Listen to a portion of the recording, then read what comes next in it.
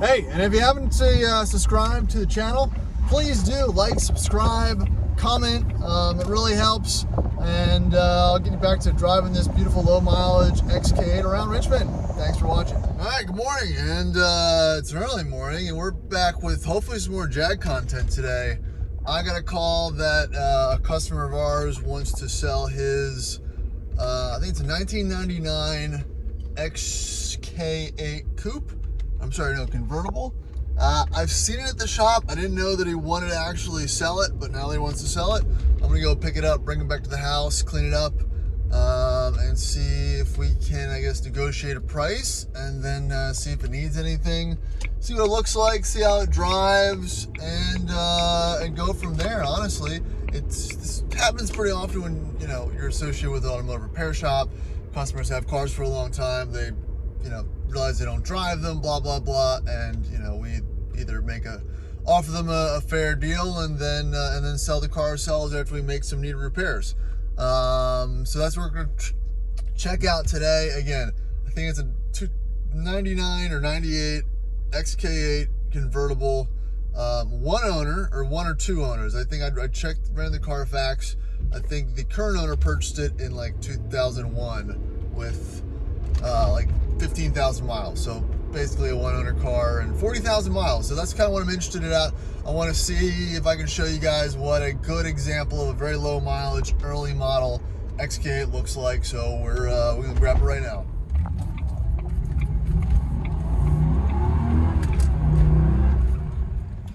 Yeah, we're looking pretty British here this morning. This is not the car, but this one just happened to be here. Not an R. Looks like there's been some paint work at some point, but good looking coupe. Probably I don't know, 2000 or something like that. I like the black interior, and I like the wheels too. Semi paint match, BBSs, maybe replicas. I don't know, but here's the car we're here to look at. So, and right on first glance, it is much cleaner than I was anticipating. Again, it's 45 or something thousand miles. Garage kept, blah, blah, blah. Good cream interior and leather. Hopefully the top works. That's the big one here. So let's try to get this thing maybe unburied here and get it out of here.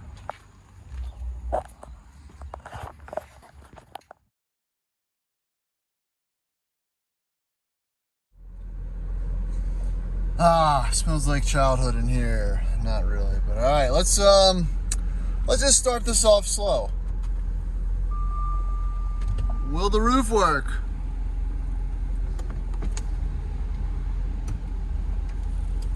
Oh, buddy, that's a good sign right there.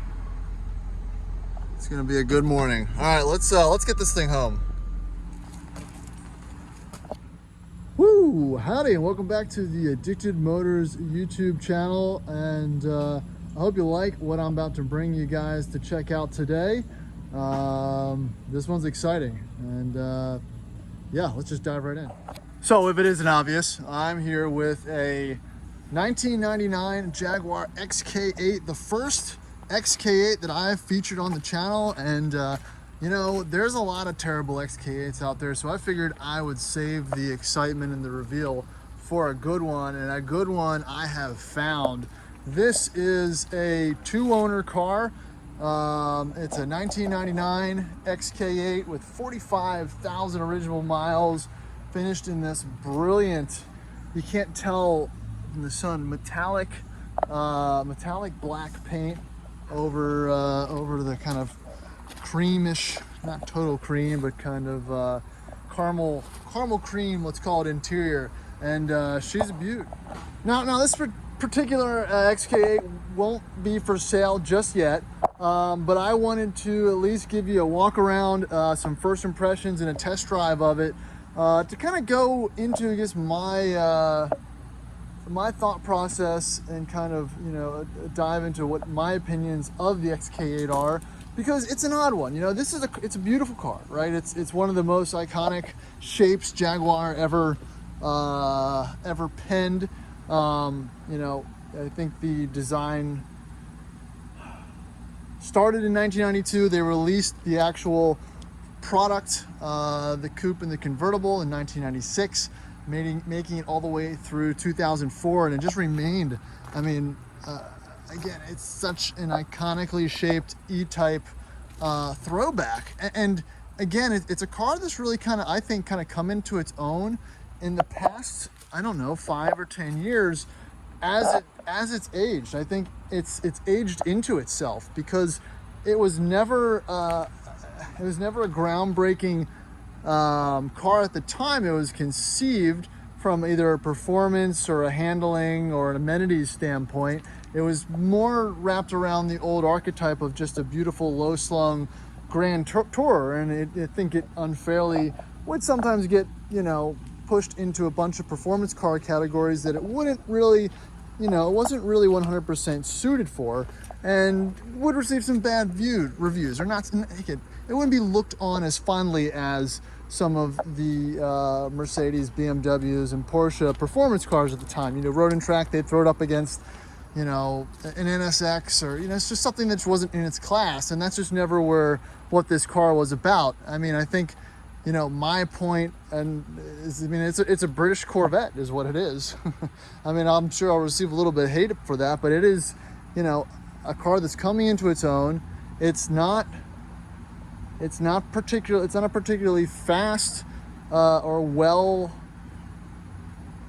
sorted, dampened performance car, but what it is a beautiful grand tourer with an absolutely timeless design that's probably really only going up in value. All right, so quick stats. You know, it's an XK100. I think I already said they started making them in 1996. It's got the Jaguar 4-liter AJ26 V8. Again, this car gets a lot of, it's funny. So again, XK8, DB7, very similar, almost exact same platform. You know, it's kind of pick your poison as far as which one that you liked more. Obviously, the Jags are at a discount in price, so, you know, that's something to be said, and it's really an awesome kind of selling point when you go to your bang for your buck for design language, which basically is an Aston, and some might say a better looking Aston, which is pretty neat. XQR supercharged version, introduced in 1998. They made them up 2004, 2003 and 4. They put the 4.2 in it. Blah blah blah. But again, it's amazing. It is aged amazingly gracefully. So let's dive into this particular one. So, XK8 exterior features. Now this is very much similar drivetrain wise, same ZF 5-speed 4-liter as the sedan. Obviously the styling cues are obviously a little bit different. This one has again, I love the headlights. I love the whole front grille of this. Again, it doesn't get better looking, and, you know, the fact there's no leaper, you know, the Jaguar emblem, at least on this car, says 4-liter. I'm not sure if that tracks the other one. This one's got chrome wheels, which I'm not usually a fan of, but I love in this kind of application. They've got the green badges on the center caps and on the emblems themselves. You know, one thing I never really noticed was that the paint on these wing mirrors is gray. Don't know if that was ever retouched, but even the windshield surround is not chrome, it's gray. So correct me if I'm wrong in the comments. Yeah, even around the door trim and stuff, it's all grayed out. And this particular car is pretty good condition wise. I'd give it a solid 8 out of 10. Original paint, good tires, blah blah blah, top in good condition. But again, low slung, old architecture as far as the underpinnings. Doesn't have inboard brakes or anything like an XJS, but, you know, slightly more modern, slightly stiffer. But when you drive it, it's definitely not as stiff as, I guess, a modern day convertible. I never felt like I fit in these. Again, having really only driven coupes, the cabin has always felt incredibly cramped, in my opinion, until I drove this one in the convertible config, where it really made sense. Put the top down, you got all the room you need. You don't feel as cramped as you do in the sedan and the coupe. So that's kind of one thing to think about when you're looking to buy one of these. All right. Under the hood, again, slightly different interior layout. Whole slew of wood. Got some E-type throwback center gauges on the dashboard, oil, clock, battery. They didn't have the navigation in the 98s. I think that started in 2000. There you go, 45,000 miles. Beautiful condition. You know, it's really rare to find these completely not ragged out with way too much miles and need a timing change and all that fun stuff. So jumping under the hood, legendary Jaguar. Man, I want to get killed in the comments. 4-liter V8. Again, look at the condition of, you know, all the hoses, manifolds and everything. It's still shiny. It's not covered with oil.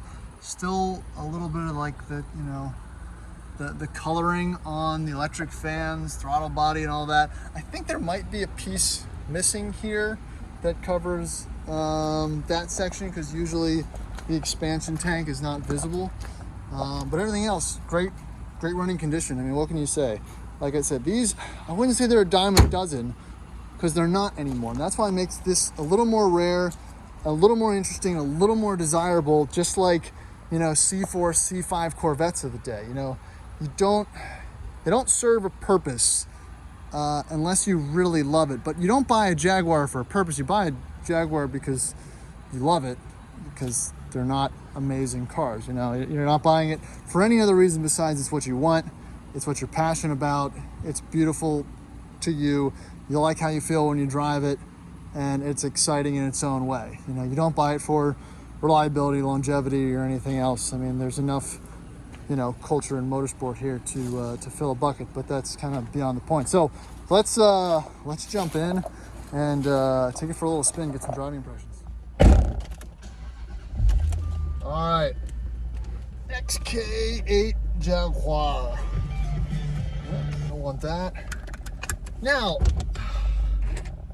so that was a very good shift actuation. The shifter and the shift feel of this low mileage car, again, 45,000 miles, it feels really good, really tight, absolutely no delay. And there's something that always gets me about these Jaguars. It's just the power. I don't know if it's just a higher ratio rear end. It's just right there. It's almost like an electric car. There's not a lot of drivetrain transfer or anything like that as you take off.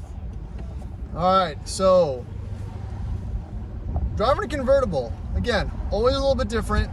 Obviously not as tight as a coupe might feel, but definitely still, you know, typical Jag driving dynamics.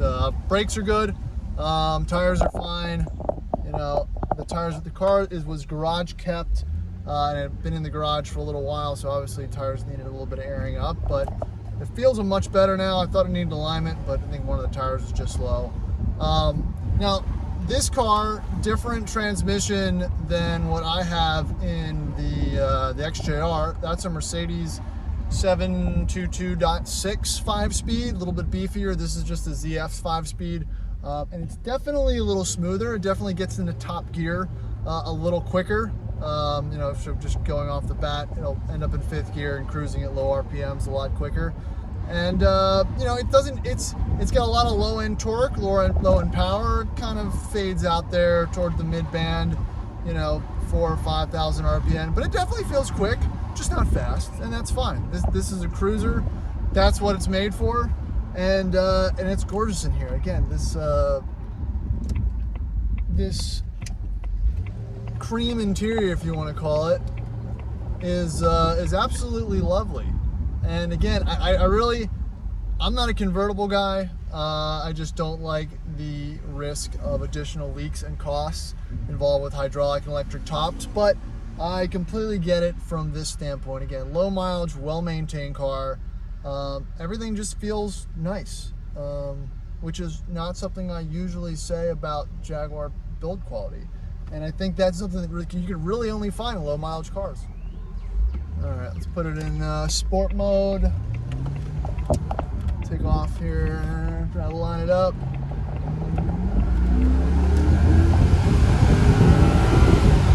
Woo. revved it all the way out to about 70 or 6,800 RPM. That's pretty good. Not bad. Only went about 45 miles an hour, but that's okay. These things aren't too quick. You know, I wish it made a little better of a sound, but you know, that's owner interpretation. All right, now I found a slightly better road to go down, and you know, the performance side of things is not what this car is about. You know, and I hate to again bring it back to a Corvette, but yeah, Corvettes can go fast, but that's not what it's about for most of the owners and most of the, you know, what they're used for. And this is just it falls in that same type of usable category. You got a fake back seat, you got a trunk, you get decent miles per gallon. I'm sure this thing probably gets around 25 plus on the highway. Smooth, quiet, comfortable. Now again, it's really about buying the right one though, because these are traps. Like all Jags and Land Rovers, they're just traps. They're cheap, and if the previous owner didn't maintain them, they will not remain cheap. The cheapest Jag, the cheapest Porsche is, you know, probably one of the worst ideas you can have, but it's less applicable to these type of cars because I think the owners usually have a higher passion.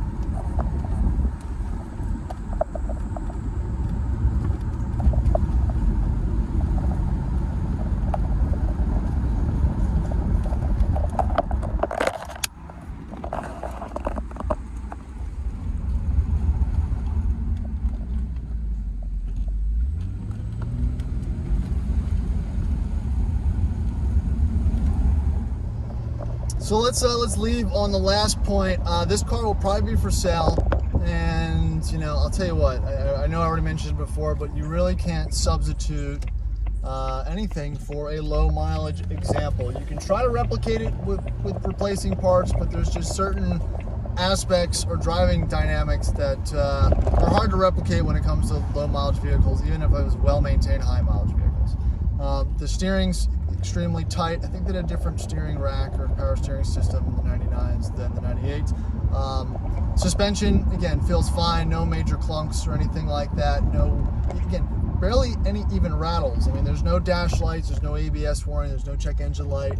It's all there. It's all original. The wood is in perfect condition. The leather is in very good condition. A couple of minor blemishes here or there. And you know, I'm not staring at the gauges. I'm just driving the car like a normal car. And there's a lot to be said about that when driving basically a 23-year-old Jaguar. And that's, you know, that makes this extremely desirable car to own and add to one's fleet because, again, it's not rusty. It will only go up in value. It's not a super high performance car. It's just a beautiful cruising machine. You know, it's basically a British Corvette. I don't really know what else to say about it, but I'm a fan. I don't think I would own this one. I really probably be partial to the XKR. If you haven't noticed, my fleet is now consists of 2 supercharged British turds, and adding another one wouldn't be the worst idea, but it's probably not going to be so much in the mix. So again, if you like this quick run through, I appreciate you watching my channel. I think some of the recent videos have done much better recently. I really appreciate everyone commenting, subscribing, hitting that like button for me. It really kind of motivates me to make more content, and as you see, sometimes I get interesting cars. So please keep it up. Follow me on Instagram for any updates and whatnot that I do outside the general YouTube channel, and again, appreciate it as always. See you in the next one.